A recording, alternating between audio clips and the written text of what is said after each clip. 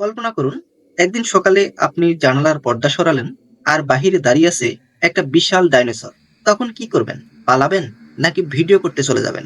আজকের ভিডিওতে আমরা জানবো, যদি ডাইনোসররা এখনো বেঁচে থাকতো তাহলে পৃথিবীটা কেমন হতো।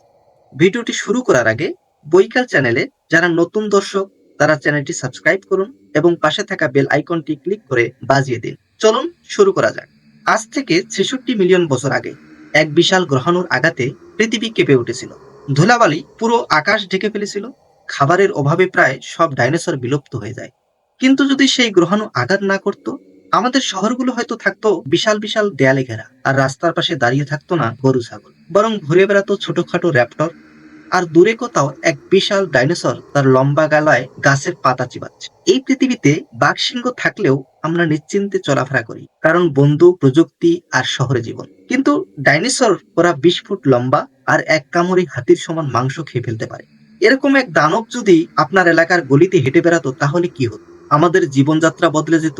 হয়তো আমাদের গাড়ির দরজা শুধু লক করা থাকতো না, পুরো ইলেকট্রিক শক সিস্টেম থাকতো। আর বাহিরে যাওয়ার আগে দেখতে হতো ডাইনোসর রাস্তায় আছে কিনা। বাঘসিংহের রাজত্ব কি টিকে থাকতো? না, কারণ ডাইনোসররা অনেক শক্তিশালী। হয়তো তারা এখনো শিকারী তালিকার শীর্ষে থাকতো, কিন্তু তখন খাবারের প্রতিযোগিতা আরো তীব্র হতো। হয়তো আমাদের মুরগির খামারের বদলে থাকতো মিনি র্যাপটর ফার্ম। আমাদের ট্রাফিক সিস্টেম একটা নতুন সাইন থাকতো, সাবধান, রাস্তা পার হওয়ার সময় ডাইনোসরের দিকে খেয়াল রাখুন। আর হয়তো আমরা গাড়ি চালানোর বদলে ডাইনোসরের পিঠে চড়ে অফিস যেতাম। একটা ডাইনোসরকে গাড়ির মতো চালিয়ে ঘুরতে কেমন লাগে? জুরাসিক পার্ক সিনেমায় যা দেখানো হয়েছে তা কি বাস্তবে সম্ভব? বিজ্ঞানীরা ইতিমধ্যে বহু বিলুপ্ত প্রাণীর ডিএনএ সংরক্ষণ করেছে। ডাইনোসরের ডিএনএ যদি পুরোপুরি পাওয়া যায় তাহলে হয়তো বিজ্ঞানীরা একদিন সত্যিই তাদের ফিরিয়ে আনতে পারবে। কিন্তু প্রশ্ন হচ্ছে, আমরা কি সত্যিই ডাইনোসরদের পৃথিবীতে আবার চাই?